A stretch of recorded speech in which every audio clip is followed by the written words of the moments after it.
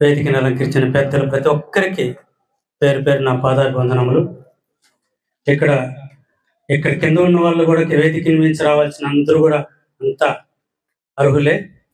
కాబట్టి టైం అయిపోతుందని కొంతమంది మించి అందరూ కూడా చేతులను పిలిచి ఆహ్వానించాలని ఆశ ఉంది నాకు.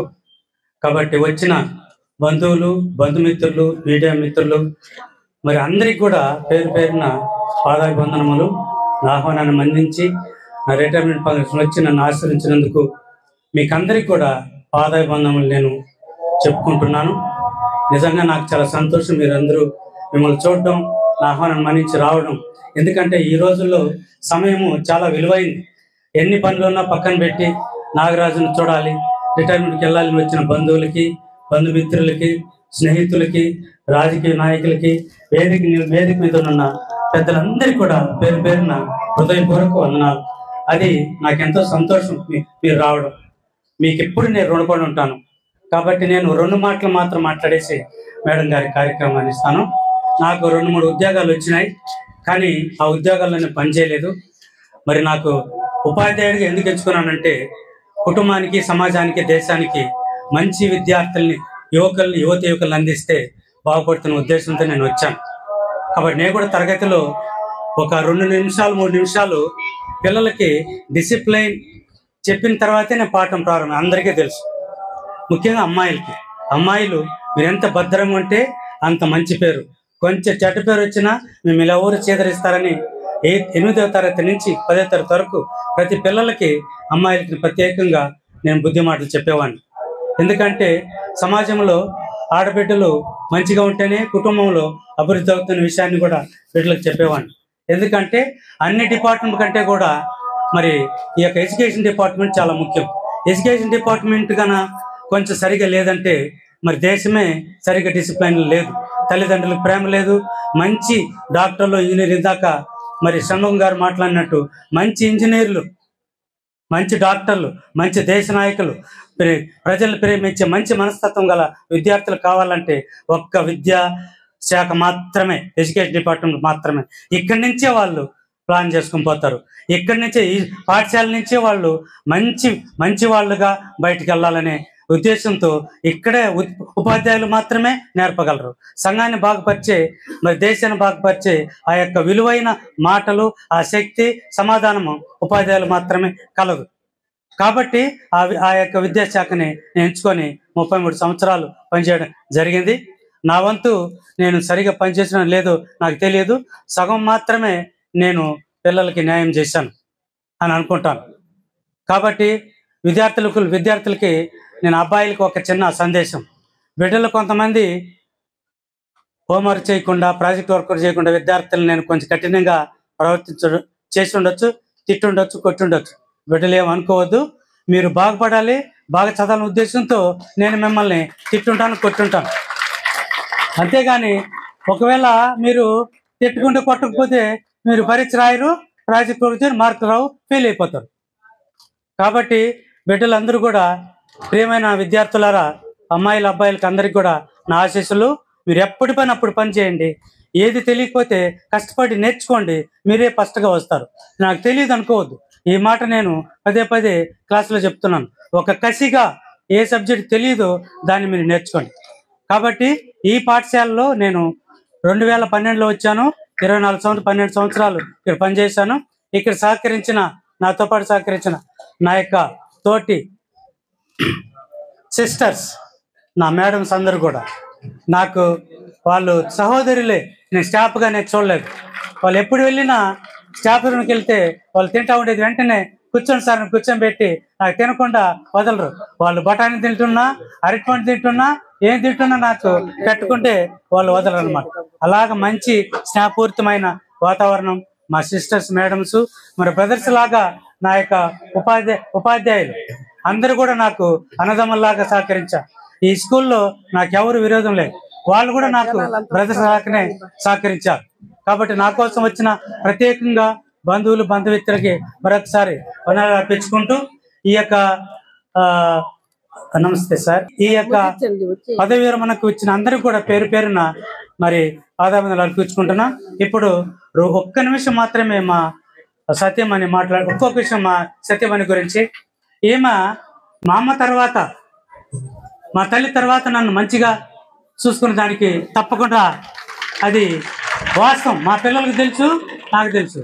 మా అమ్మ నన్ను కని వెళ్ళిన తర్వాత, నాకు వివాహం చేసిన తర్వాత నన్ను భద్రంగా ఆరోగ్య విషయంలో కనీసం బట్టలు అన్ని కచ్చి కూడా ఇస్త్రీ వేసి పంపించేవాళ్ళు. టైంకి ఏం తినాలా ఏం తినాలా అన్నీ కూడా నన్ను భద్రంగా చూసుకొని ఇప్పుడు ఆరోగ్యంగా ఉన్నానంటే మా సత్యం అనే కారణం సుబ్బలక్ష్మి గారు. ఆమె 2 మాటలు మీకు చెప్తారు. హై స్కూల్ మరి సారు ఈ యొక్క స్కూల్ అంటే చాలా ఇష్టం ఆయనకి. మరి వేదికలు అలంకరించిన అందరికీ కూడా నా యొక్క నమస్సులు, ఆశీర్వాదాలు తెలుపుకుంటున్నాను. మరి ముఖ్యంగా నేను ఒకే మాట, మరి ఎక్కువగా మాట్లాడట్లేదు ఎందుకంటే సమయం లేదు కాబట్టి. మరి నేను ఈరోజు మరి ఈయన ఇలాగా మరి టీచర్ గా మరి ఒక మంచి స్థాయికి రావడానికి దేవుని కృప. మరి ప్రత్యేకంగా మా అమ్మ ఇక్కడే వచ్చి ఉన్నారు. మరి మా నాన్న చనిపోయిన తర్వాత మా అన్న నాకు పెళ్లి చేశారు. మరి మా అన్న స్పెషల్ టీచరు, అప్పుడు ఈయన కూడా స్పెషల్ టీచర్, 300 రూపాయలు. మరి అప్పుడు కూడా మా అన్న మరి ఈయన ఇష్టపడి మాకంతా అప్పుడు అడిగేది లేదు. మరి పెద్దలంటే అంత గౌరవం, భయం మాకు.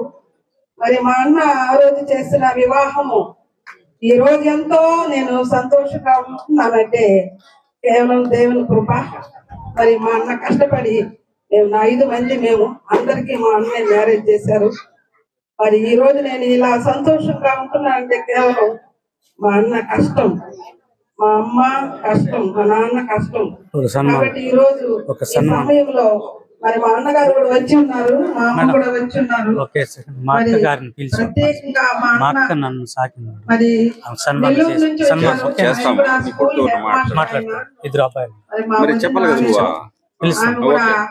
మరి ఆమె ప్రిన్సిపాల్ కాలేజీలో. ఎంతగానో ఒక రోజున ఫీజు కట్టడానికి డబ్బులు లేకుండా నేను ఎందుకు ఈ అవకాశాన్ని మరి పుచ్చుకొని మాట్లాడుతున్నానంటే ఎక్కడ చెప్పినా కూడా ఇది ఆయనకి సంతోషకరం. ఈ రోజు ఆయన ఉంటున్నారు కాబట్టి మా అమ్మ, అందుకు నేను చెప్పాలని ఆశిస్తున్నాను. మరి మా అన్న సిమెంట్ పల్లికి వెళ్ళి మాకు ఫీజు కట్టాడు. నా కాలేజీ నేను డిప్లొమాలో చేర్పించాను నన్ను. మరి ఆ విధంగా ఆ రోజు ఆ చేతులు చూస్తున్నప్పుడు అన్నం తినడానికి కూడా అట్లే గాయాలు అయిపోయిండేవి 2. అలాగా మమ్మల్ని చాలా కష్టపడి పెంచారు మమ్మల్ని అందరినీ. మా నాయన చనిపోయిన తర్వాత కాబట్టి మా క్రెడిట్ అంతా మా అన్నకి ఎందుకు చెప్తున్నానంటే ఆయన పెద్దవాడుగా ఉండే ఆయన కష్టాలు బాధలు అన్ని పక్కన పెట్టి మమ్మల్ని నొప్పించకుండా మమ్మల్ని తాకి ఇంతగా మమ్మల్ని ప్రయోజకులు చేశారు. ఈ రోజు ఈయన ₹1,00,000 1.5 లక్ష శాలరీలో ఉంటున్నారంటే మా అన్న ఆ రోజు ఈయన మీద నమ్మకం పెట్టి స్పెషల్ టీచర్ గా నన్నిచ్చి వివాహం చేశారు.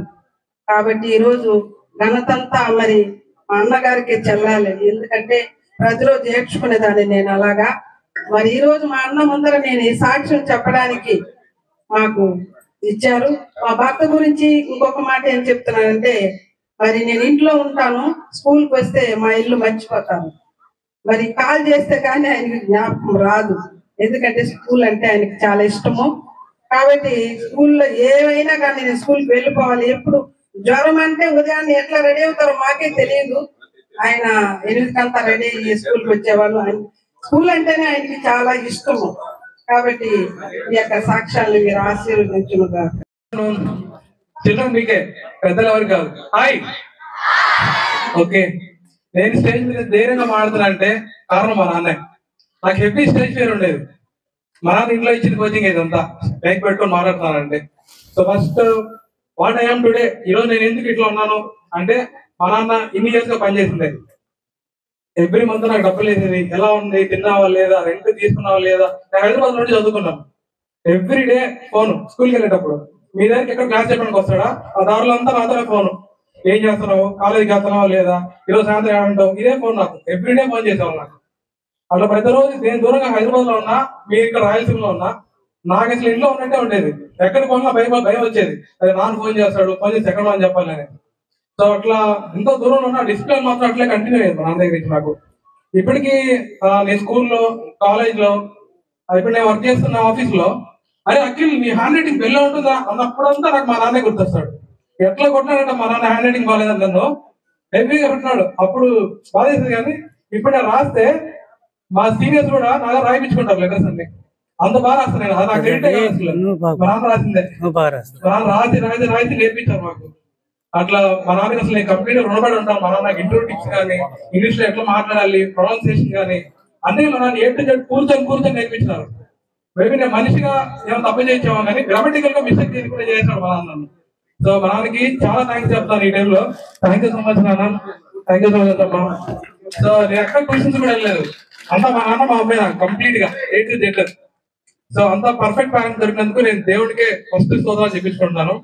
సో నిజంగా ఇట్లా ఈ రోజు రిటైర్మెంట్ ఉంది కానీ ఇంకా భయంగా ఉంది. ఎందుకంటే కరెక్ట్ టైం స్కూల్కి వెళ్ళి వచ్చేస్తారు. ఆ మిడిల్ కాబట్టి నేను కొద్దిగా రిలాక్స్ అవ్వచ్చు. కానీ ఇప్పుడు మొత్తం ఇంట్లో ఉన్నాను మా నాన్న. రే కాల్ తీసుకెళ్ళ పెట్టు, రే టీవీ చూడప్పుడు కావాలి పెట్టుకోవాలి, పక్క పెట్టు, ఇట్లా అంతా ఫుల్ రెస్ట్రిక్షన్ అయింది ఇంట్లో.